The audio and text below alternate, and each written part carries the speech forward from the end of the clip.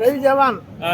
అయితే నిన్న దొడ్డి పోతే బాత్రూమ్ పోతే ఇద్దరు ఆడేలో దొరకని వచ్చి కావాలి. నువ్వు ఆయిల్ తీసుకొని నువ్వు మళ్ళా నువ్వు వేయినవు అని. అయితే ఇద్దరు ఆడేలో దొరకచ్చి కావాలి చూపించి వేయండి. పార ఇట్లా తీసుకొని పోతున్నా పనికి. పోగా ఏమైందంటే మళ్ళీ అది అట్లయిందా మళ్ళా ఇంకో ఇది మళ్ళీ ఇంటికి పోయినాక కుక్క చచ్చిపోయిందని మళ్ళీ దొరకపోయి పని చేపిస్తాడు.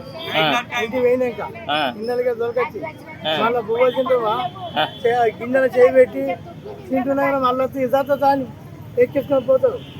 ఎక్కించుకొని కుక్క చచ్చిపోయింది ఇక్కడ నక్క చచ్చిపోయింది తీపిస్తాడు ఆయన.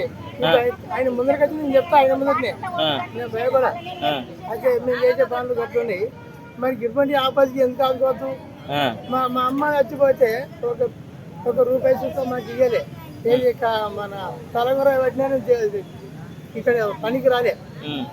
అప్పుడు నాకు జీతం చూద్దాం కట్టేసాయి. అప్పుడు మా అమ్మ చచ్చిపోతుందా అటువంటి పనులు చేపిస్తారు.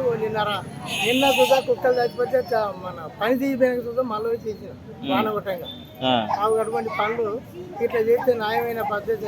లేనోళ్ళు చూడరు. వచ్చేదా గౌదులు లేవు ఏది లేవు. పుల్లి పురుగులు వారంగా తీసుకుపోయినా కుక్కలు అది ఇళ్ళల్లో మరి రూపాయి ఇస్తామని ఎవరు అన్నారు. రోడ్డు చచ్చిపోయింది. అది కౌన్సిలర్ మన పరిశ్రమ కౌన్సిలర్ ఇంటికి చచ్చిపోయింది. వాళ్ళకి ఎస్ఐ ఇంటికాడ ఓడి చచ్చిపోయింది. ఇంకో దగ్గర ఆయన పేరేందో ఆయన ఓడి చచ్చిపోయింది. 3 కుక్కలు మించిన సార్. మరి ఇటువంటి ఆపదికి ఎంత కాదు మమ్మల్ని వాసన గబ్బు అన్ని పురుగులు వారిని పేగులు తెగిపోయినాయి. కుక్క అలా దాకాలు పెట్టేది మన పసల దాకాల పేగులు ఊసిపోయి నీళ్ళ పెట్టేది మొత్తం హనుమాల చుట్టూ మొత్తం రక్తమే అటువంటి కుక్క. మరి గిరువడి దానికి వాళ్ళు ఆలోచన చేయరు. వరకు తక్కువ అయితే లేదు పని మీద అది పని మీదే ఇది వరకు తక్కువ అయితే లేదు. సూదులు ఇప్పించుకున్నా పవేట్లా. ఇప్పుడు మీకు కాళ్ళకేసుకునే సేఫ్టీ చేతులకు సేఫ్టీ గ్లౌజులు అవి ఏముండయా? ఏం లేవు చక్కగా ఇచ్చితే జినిగే పోయినాయి. అంతేనా? ఇచ్చితే జినిగిపోయినాయి. మళ్ళీ ఇయ్యారు ఇక చినిగిపోతే మళ్ళీ ఇయ్యారు.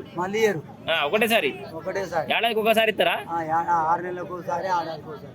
అంతేనా?